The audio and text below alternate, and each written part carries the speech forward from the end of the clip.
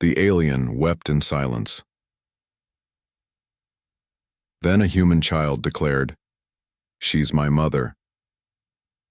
Zara knelt in the cold corner of the detention cell, her silver skin glowing faintly in the dim light. Her 3 hearts beat slowly as purple tears rolled down her face. The other prisoners stayed far away from her, whispering cruel words about her kind. The Vorthak had been at war with humans for 2 years now. Every captured alien faced hatred and suspicion. Zara was different, though. She had never fired a weapon or hurt anyone.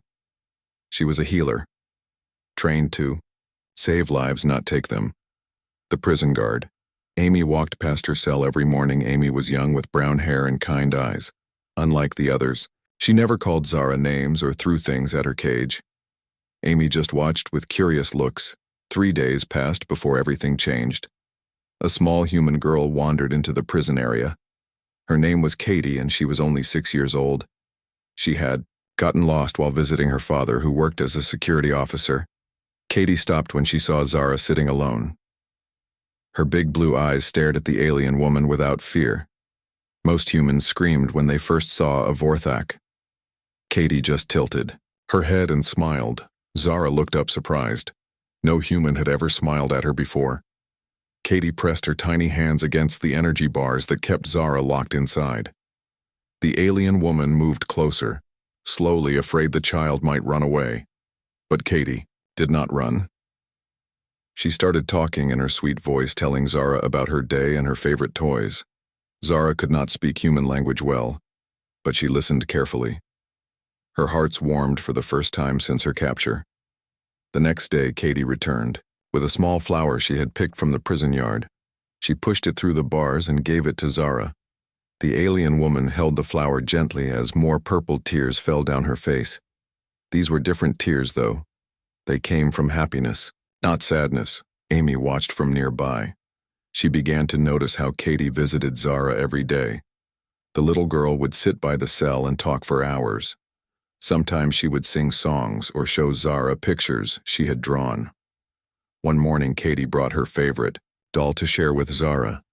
The doll had yellow hair and a pink dress. Zara held it carefully, knowing how special it must be to the child. She made soft clicking sounds that were like singing in her language. Katie clapped her hands with joy. Other prisoners and guards started watching these daily visits. Some were angry that a human child was being kind to their enemy. But Amy saw something different.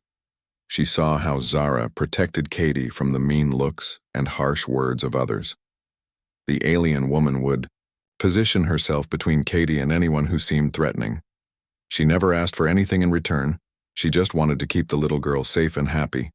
Her maternal instincts were stronger than any fear. Then came the day that changed everything. A fight broke out between prisoners.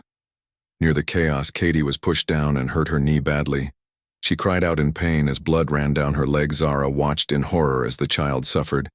She began making distressed sounds and reaching through the bars, desperately wanting to help. Amy saw the alien woman's genuine concern and made a choice that would cost her job.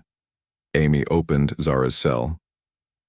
The alien woman rushed to Katie's side and placed her glowing hands over the wound. Her healing abilities worked quickly, closing the cut and stopping the pain.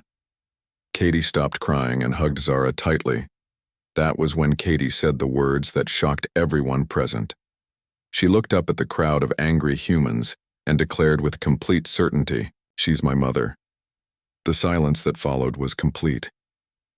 Every person in that area stared at the small human girl holding onto an alien woman like she was the most precious thing in the world. Katie did not understand war or hatred. She only knew love and kindness. Some guards moved forward to separate them, but Katie held on tighter and started crying. She refused to let go of Zara, no matter what anyone said. The alien woman looked at Amy with pleading eyes. Amy made another choice. She helped. Zara and Katie escaped from the prison that night. She knew it was wrong according to human law, but she also knew that love between different species was more important than rules made by fear and anger. They fled to the outer colonies where mixed families could live in peace. Zara raised Katie as her own daughter, teaching her both human and Vorthak ways. The little girl grew up speaking 2 languages and understanding 2 cultures. Years later, when Katie was grown, she became an ambassador between humans and Vorthax.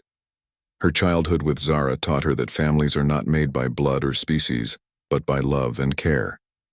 The war eventually ended, partly because of her work. Amy visited them often and watched Katie become a bridge between 2 worlds.